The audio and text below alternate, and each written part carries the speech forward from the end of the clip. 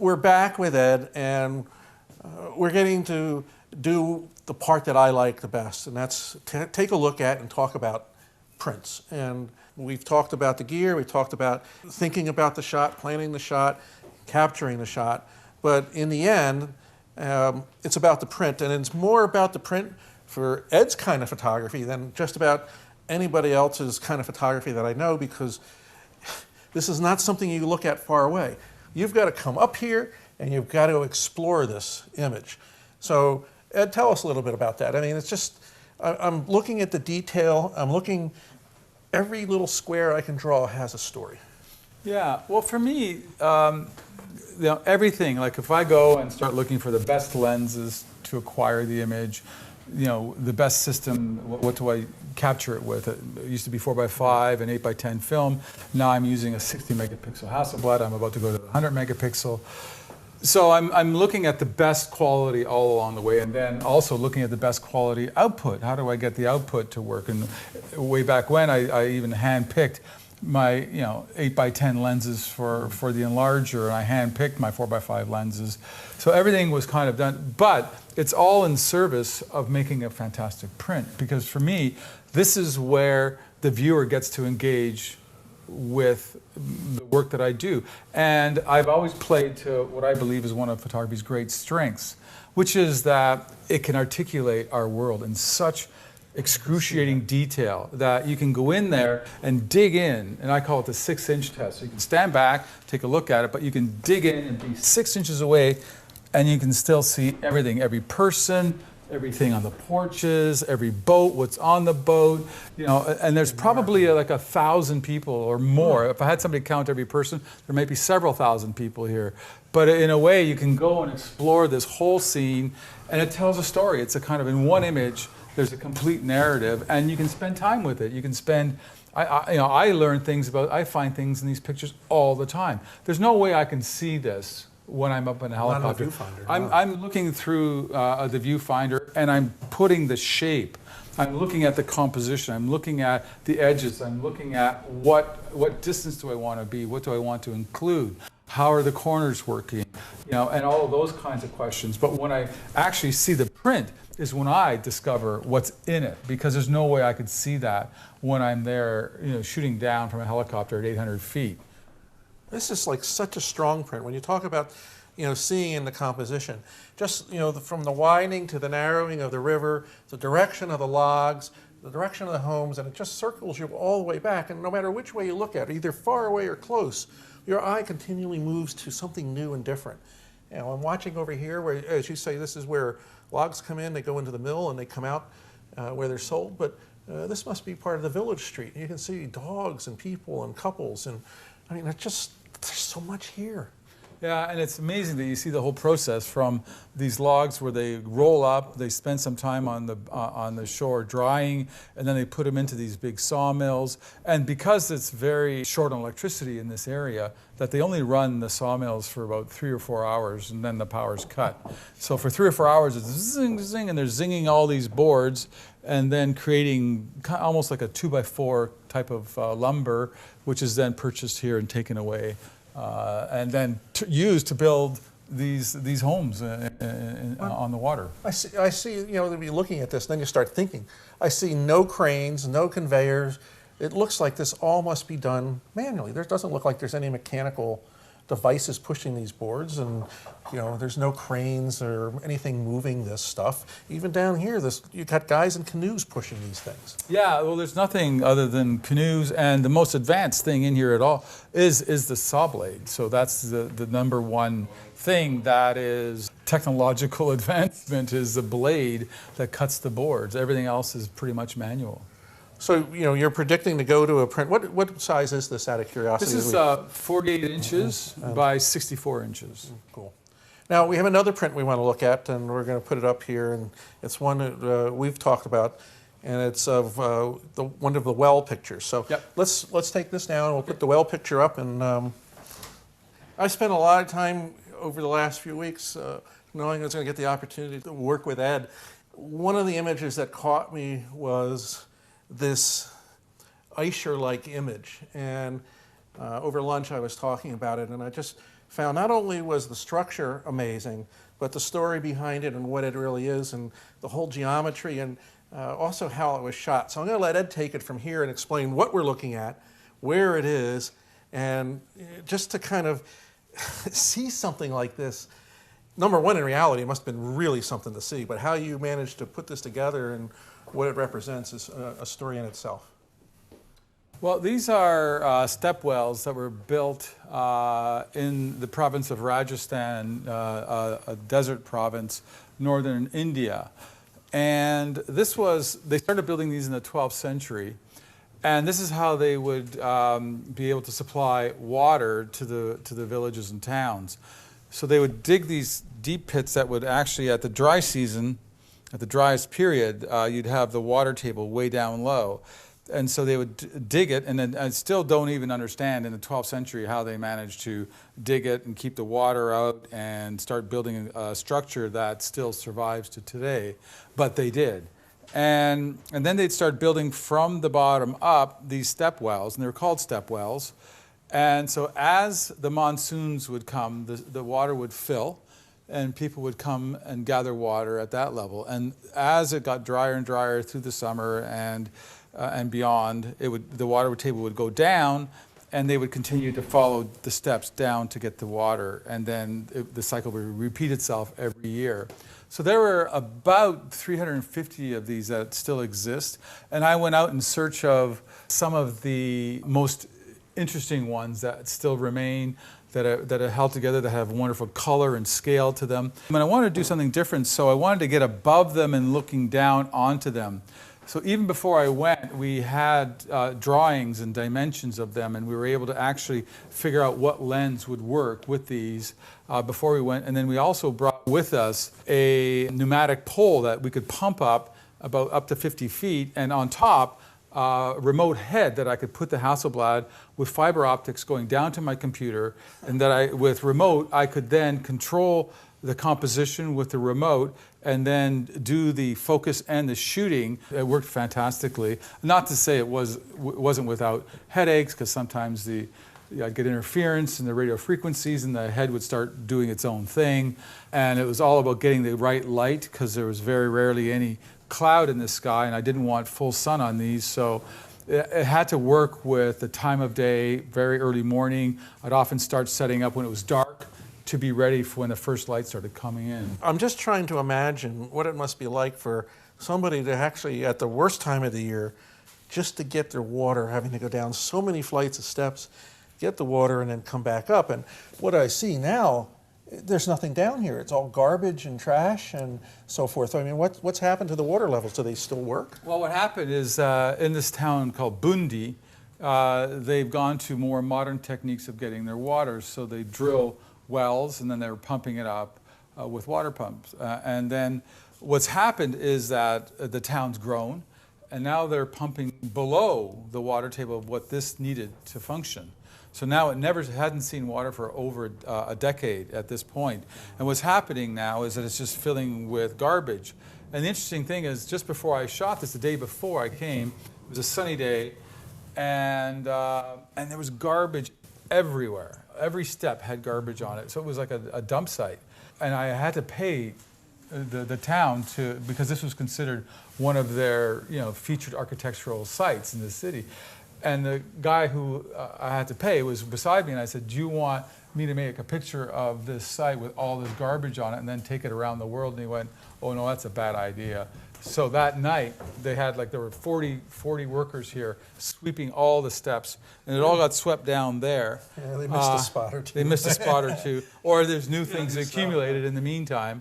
And so the next day I got there, and it was pretty clear of all the debris. What do you think the depth of this is for perspective? It's like 100 and something feet deep. Yeah. So there's one below here that's actually one of the biggest ever built and still preserved quite beautifully. Yeah, so this is one of the biggest step wells that still is preserved. But you can imagine the labor it took at that time to be able to build these literally all by hand. There was no machinery at the time. But why, there's multiple stairways going into this, and, I can imagine at one point there'd be hundreds and hundreds of people Sure. In this, Service the whole town. That's why you had to have all these multiple entry points. It was quite a kind of ingenious architectural response to living in the desert and to be able to survive through the dry seasons through a well of this nature. The magnitude of designing something like this, and measuring and putting together and engineering, back, as you say, this was what, 12th century? Yes. I mean, that's all those hundreds of years ago to be able to accomplish this and still stand? Yeah, over 800 years ago. I keep thinking, what are we building today that we expect to be around in 800 years? So it is quite a marvel to have these things still survive time and still be there to see. And again, this one's gone defunct too because there's no water. It's all gone below the table. So yeah, these things are no longer useful, but they stand as a testament to human ingenuity and surviving in a desert. If somebody wanted to see more of these, this is from your water project? Yes, it is. So it's in your book called The Water Project, Yeah. and we'll put links in the story about that.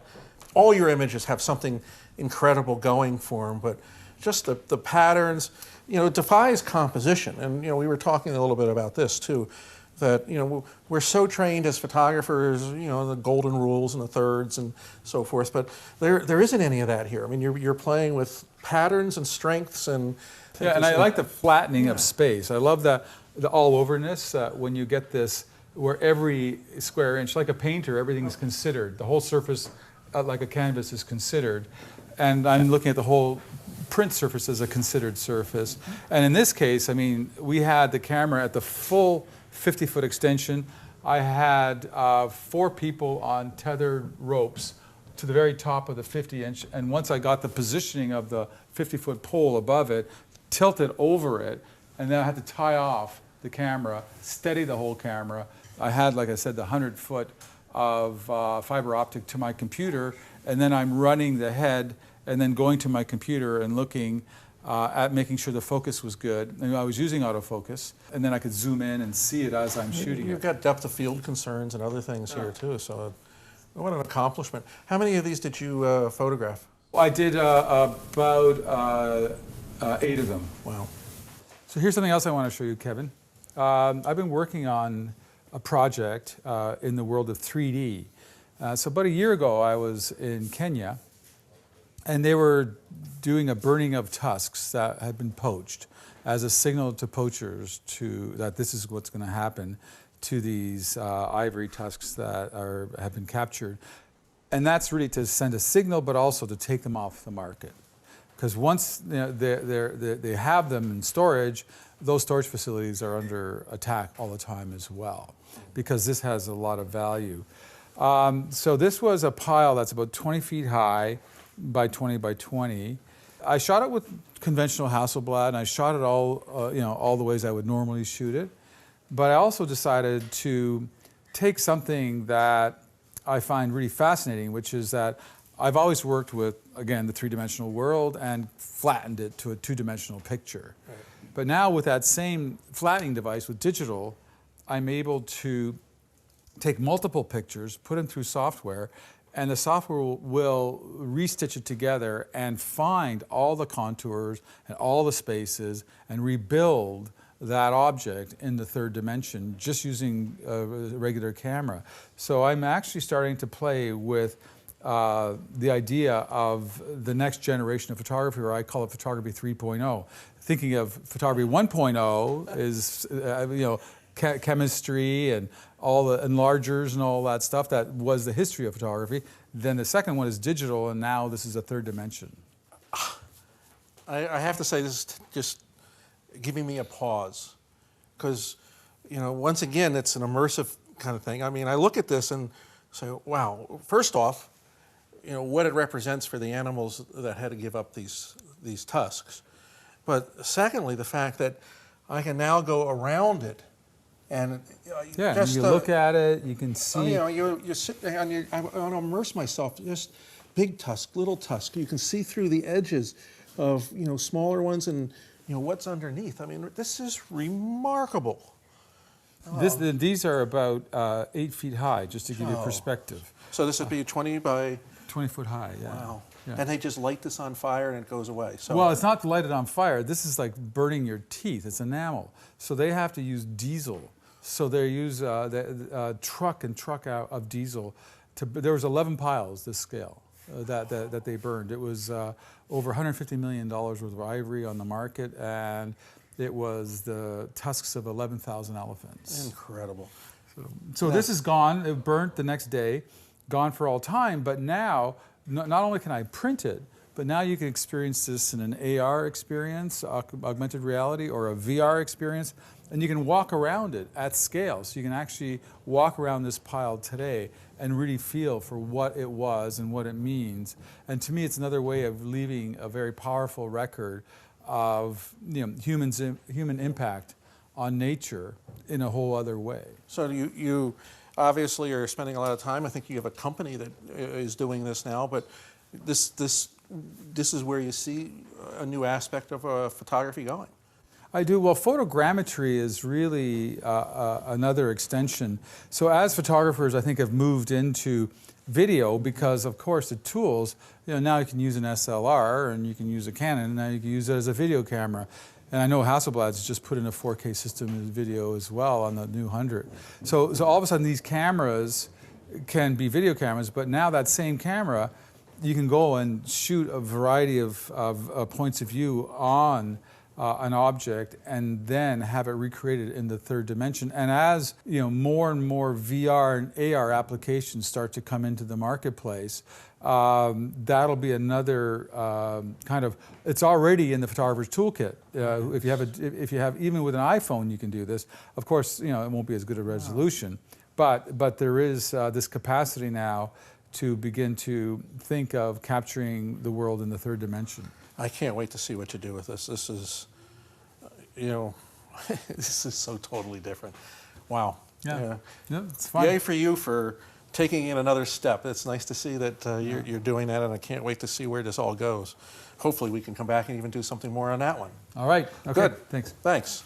When we started, we talked about the fact that this wasn't a studio, and one of the things that I was impressed on when I came here is that Ed has a massive inventory of his work. And what's more impressive than anything else is his work is cataloged and inventoried to the hilt. So we're in one of Ed's 2 print storage rooms.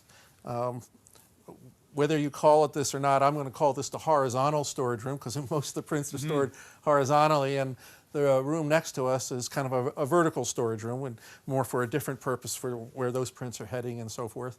And you can see on the wall here a lot of book storage from your numerous books and so forth. But you can see that underneath every one of these boards, and as far as this goes, is all the prints. And you sign these prints right away, don't you? So. Well, I do sign them. I initial them on the sides of the borders because they will be eventually mounted. Collectors like to know that it was printed in my time. Yep. So when I sign it, it says, I was here, I signed it. And even though the signature may be cut away, it's still signed. It's still signed, so it's proof that it was done in my time, and that's the big question. Do you sign the mat when you put the mat on, say going into a museum situation or a customer? Do you sign the print or do you sign the No, mat? what happens is all of these have been checked to see if they're actually saleable prints, that they don't have kinks that aren't that won't come out, that they're proper color, density, sharpness, all of that stuff. Once they're there, they're cataloged, they're on a database. But I also have labels. So when it's mounted to die bond, I have signed labels with each one of these, the name and the title and all that can be attached to the back of the die bond, and then it completes the print at that point. Ah, that's remarkable. So all this is prints. This is more books. You also have this storage cabinet, and this has a number of photographs that you've done print exchanges with other photographers. Yeah, so oftentimes a lot of photographers will come here and work through my lab, and I'll love what they're doing, and I'll say, do you want to trade? We'll do that. Or sometimes I see an artist's work out there in the world, and I say, hey, would you want to trade with one of my prints? And so I've actually ended up having quite a few prints that I've traded with different artists, and just kind of collected them here. So I have some here and some in other. This is Volker Setting. He did a whole series on pictures in zoos, et cetera, et cetera. So I've often sometimes I buy a print at auction too, and so I do trades with artists. I think I have about 300 pieces now, but Really? I'm slowly building my own collection of things that I like. And a lot of it's photography, sometimes it's painting, but things that I find inspiring and kind of things that I'd like to do in exchange. And most artists, when I ask them, go, sure, I'd love to. And you've told me your home is full of art. Now, how many pieces of art do you have? You said to me something. Yeah, well, I have about probably 60 hanging up in my home in Toronto and about another 30 or 40 in my country that's home. so cool to see. Yeah. Now, you can see maybe just here real quickly, there's a series of tabs where the image is there, and of course on the other side is the data. So it's pretty interesting the way you've got all these cataloged, and in the other room you've got the vertical storage. So it's awe-inspiring, not only to see the photography, but to see what it takes to keep this business moving. And I kind of want to thank you right now before we close out, but the people you have working for you have been so cooperative today, and I know they work hard, and they've got a passion with everything, and the way they explained how it's all taken care of. So really remarkable. It takes a team now to do what I do. I couldn't do it by myself, and so it is that kind of fortunate thing that I've been able to find a way to get my work into the world, that a market started to grow around large color prints, and it allowed me to kind of work in bigger and more interesting ways. And because I have dealers around the world, I have a dealer in Singapore, and Hong Kong, and Berlin, and London, and New York, and Toronto. So I have to manage all of these different relationships, and they all want to know where all the work is, so I have to keep it all kind of organized. Do you sleep? Yeah, I do. Do you mind if we take a quick look at your lab? Sure. Yeah, thanks. Sure. All right. We're here in Ed's lab right now. Now, we've had the great opportunity to spend the day with Ed. We've seen a lot of different things. We talked about a lot of different things. But, the end process is all done in a color lab. And it's fun to come back here. We came back to this color lab, and the first thing I had was some mental recollection as I took a breath of air and know that you're still have chemical processing equipment here. C41. Oh, it's like, oh, wow. So tell us a little bit about here. We're obviously in the production area here, and over there we've got processors and other different things. You're kind of a combination of a digital and hybrid solution here. So remarkable space here, and the fact that you got your own lab and can do your own work, I'm so impressed. So give us a little bit of the history. Well, it was around 1983. I graduated in '82 from Ryerson. I used to be able to do my own color printing there. And then I went and set up my own drum processor at home with a bezeler and large color enlarger, and I was working and trying to get consistent edition prints, and I had a really hard time doing that.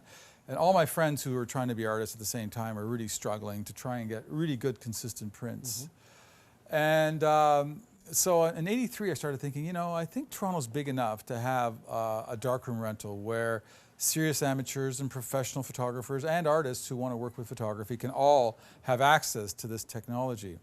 So I went out and put together a plan and kind of designed what I thought were the best darkroom rentals that I'd seen. Because when I went on a trip in '83 around North America, I found that there were rental labs in Calgary and in Seattle and San Francisco, and I went into all of them, talked to the owners, looked at their brochures, printed a print, felt how it was, and had some stuff processed to see what it felt like, made notes all along the way, came back and designed what I felt was the best darkroom rental lab that money could buy. And then went out to find the money, and in 1985 I rented 2,000 square feet right here in this building and set up Toronto ImageWorks, a color printing lab. And one of the reasons of doing that, if you're around in the early '80s, it was a really bad recession, and there was nothing going on. So I thought, well, you know what? Rather than be a camera for hire, I'd like to start a business where I can do my own prints, to control that, and then also extend it to all my colleagues who were doing it as well, and turn it into a business plan, meaning that I didn't really then have to go out and make a living with a camera, that this would be my base salary, and then I'd also have a place to make my prints. So 32 years later, it's still here and doing all my prints, and it's been quite... and you do other people's prints here, but the darkroom rentals are gone now. There are no darkroom rentals. But you still do chemical processing, which is kind of fun and different. Yeah, and the C41 seems to be growing in this black and white, so people are going back to the conventional film. Now, your prints are printed how? We saw your prints, and people are going to say, and presume maybe, that you're using inkjet to make a lot of your prints, but you're not. Is that right? Or? No, everything up to the 50-inch size, I'm still writing with a Chromera printer. Okay. And then as soon as it goes past 50 inches, we go to a Canon 60-inch printer, which is giving fantastic results. Great. And the Chromera is you're using a Kodak paper. Yep. Was this the paper type? Is that? It's the basic, the paper that runs through the RA4. It's a Type N surface that I like to work with. Okay. So and the printer itself has a processor built into it. So when the print's made, it comes out the other end processed? Or do you have to take a canister out and move Take a canister out and then feed it into the processor. Okay, Yeah. cool. Yep. Excellent. Well, very, very fascinating. I can't thank you enough for spending the day with us. A great lunch, great conversation about photography, great stories that you have. I really hope that we get a chance to meet again and maybe do something a little bit further. I can see a number of different things we can do. Especially, I'd love to follow you on the 3D printing that you're beginning to get into. But on behalf of all the viewers and readers of Luminous-Landscape, thank you for Hasselblad for their contribution to the equipment and specifically your talent and vision and the journey that you've made. You're an inspiration, and it's been a privilege. Well, thank you, Ed. Kip. Thank you very much. We appreciate it Great very to be much. here. And you, all our readers, thanks very much for hanging in there, and I'll see you on the Luminous Landscape.